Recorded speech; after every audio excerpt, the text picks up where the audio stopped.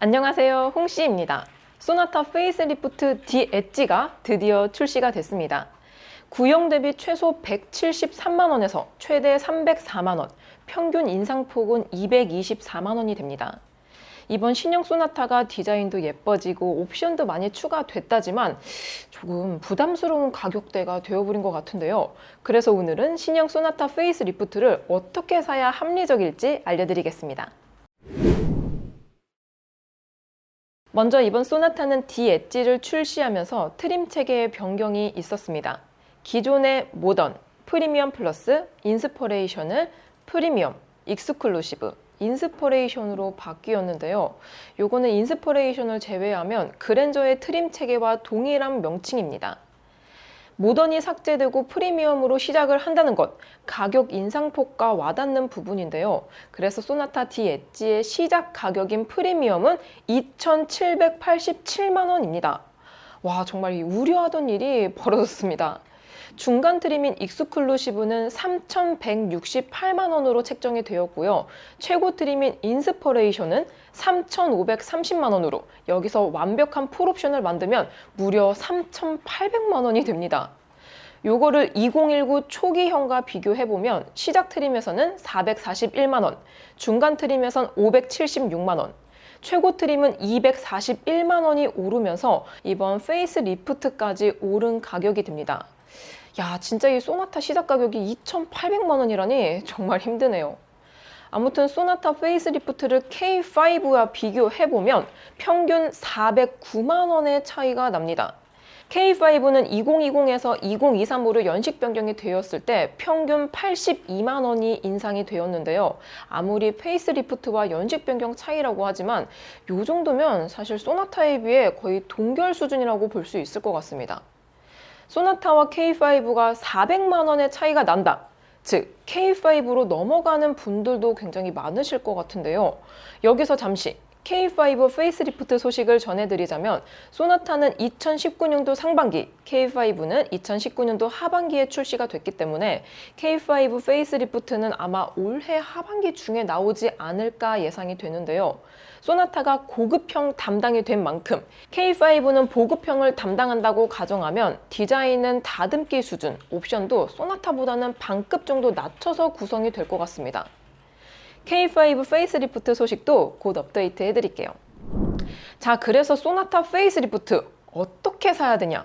일단 기존 소나타의 인기 조합은 2.0 기준 중간 트림인 프리미엄 플러스의 컴포트 1, 컴포트 2, 12.3인치 디지털 클러스터를 추가해서 3,010만 원에 구매할 수 있었습니다. 이거를 2024 신형에 대입해보면 3,057만 원이 됩니다. 이럴 거면 차라리 중간 트림으로 가는 게 조금 더 나을 거라고 생각이 드는데요. 따라서 그나마 가성비 조합이라고 할 수 있는 추천 구성은 익스클루시브 트림의 컴포트 2 하나 추가입니다. 익스클루시브 트림은 프리미엄 대비, 인포테인먼트 내비 1, 컴포트 1, 현대 스마트 센스, 하이패스 ECM 룸미러가 기본으로 적용이 되고요. 이걸 프리미엄에서 개별 선택하시면은 프리미엄보다 8만 원 정도가 저렴하지만 전동 트렁크가 빠지게 됩니다. 전동 트렁크는 소나타에서 요번에 처음이 도입된 만큼 트림은 익스클루시브로 하시고 여기에 컴포트 2만 넣어서 뒷좌석 편의 사양을 보강하신다면 부족한 게 별로 없을 것 같아요.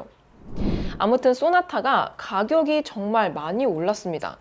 특히 소나타 D 엣지에서 2.0 기준으로 인스퍼레이션에서 모든 옵션을 추가하면 3,800만 원이 되는데요. 사실 3,800이면 구매할 수 있는 선택지가 상당히 넓습니다. 이 가격대에는 그랜저와 K8, 소렌토, 카니발까지 있고요. 그랜저에서는 2.5 프리미엄에 현대 스마트 센스를 넣어서 3,801만 원에 구매할 수 있습니다. 기아 K8에서는 2.5 노블레스의 드라이브 와이즈와 컴포트를 넣어서 3,803만 원에 살 수 있고요. 소렌토는 2.5 터보 노블레스의 드라이브 와이즈, 10.25인치 내비게이션, 스타일을 추가해서 3,846만 원, 카니발은 3.5 노블레스의 드라이브 와이즈, 12.3인치 내비게이션을 넣어서 3,800만 원이 됩니다. 전반적으로 이번 소나타 가격은 위급과 겹치는 인스퍼레이션이 상당히 애매하다는 느낌이 듭니다. 지금부터는 기본형 품목표 분석입니다. K5까지 같이 볼게요. 먼저 파워트레인과 성능 부분에서는 큰 차이점은 없습니다. 스마트 스트림 2.0 엔진의 6단 변속은 공통이고요. 차이점은 변속 조작 방식이 됩니다. 기존에는 버튼형이었지만 신형 소나타에서는 칼럼식으로 바뀌었고요. K5는 다이얼 형식이 들어갑니다. 스티어링 휠의 경우 RMDPS 타입으로 가시려면 1.6을 선택하셔야지 들어갑니다. 이거는 K5도 마찬가지예요. 다음으로는 안전 파트입니다. 여기에서는 기존과 큰 차이는 없습니다. 타이어 공기압 경보 장치와 응급처치 키트 같은 게 품목표상으로 추가가 되어 있지만 사실 기존에도 있었던 부분이기 때문에 안전에서는 기존과 동일하다고 볼 수 있습니다. 다음으로 지능형 안전기술 파트입니다. 기존 전방 충돌 방지 보조 기능이 자전거 탑승자까지로 업그레이드가 되었습니다.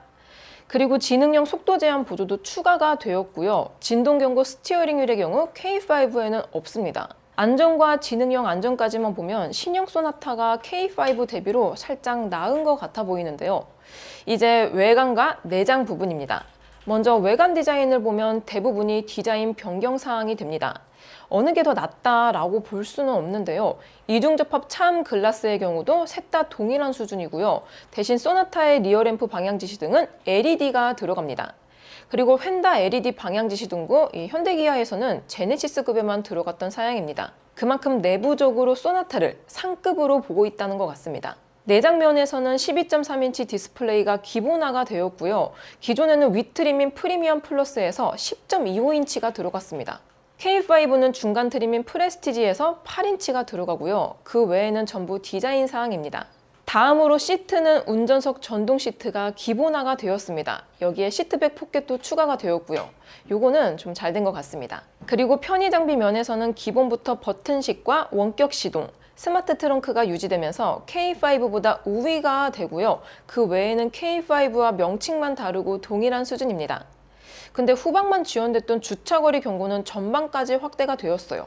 그리고 USB 포트가 1열에서 1개가 들어갔지만 2열에서는 추가가 되면서 전체 개수는 동일해집니다. 마지막으로 인포테인먼트에서는 12.3인치 디스플레이 오디오가 기본화되면서 신형답게 가장 앞서가게 됐습니다.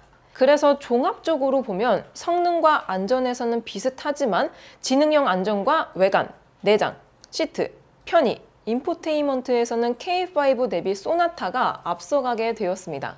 근데 이거는 가격이 높은 만큼 당연한 거라고 생각이 되고요. 역으로 보면은 K5의 시작 가격 대비 소나타가 387만 원이나 비싸게 되니까 어떻게 보면은 오히려 가격 대비 덜 주는 게 아닌가 싶기도 합니다. 자, 이렇게 소나타 페이스리프트 D 엣지의 가격표를 분석해 보았습니다. 가격표를 분석해 보면서도 가격이 비싸다는 생각이 머릿속에서 떠나진 않았는데요. 현대에서는 풀체인지급 변화다, 그랜저급 옵션이다, 이러면서 인상폭을 최대한 억제했다는 표현도 같이 한 걸 볼 수 있었습니다. 근데 소비자 체감상으로는 이번 가격 인상폭이 거의 최대치스럽게 다가옵니다. 좋은 건 알지만 너무 부담스러울 정도로 오른 것 같아요. 아무튼 이러한 가격 인상 주기를 조금 늘리거나 인상폭을 줄여서 소비자 부담을 덜어주는 방향도 생각해 주셨으면 좋겠습니다. 그럼 소나타 페이스리프트 시승기도 빠르게 준비해 볼게요. 오늘도 저의 영상이 재밌고 도움이 많이 되셨다면 좋아요와 구독 그리고 알림 설정까지. 다음 시간에 또 뵐게요. 안녕. 빵!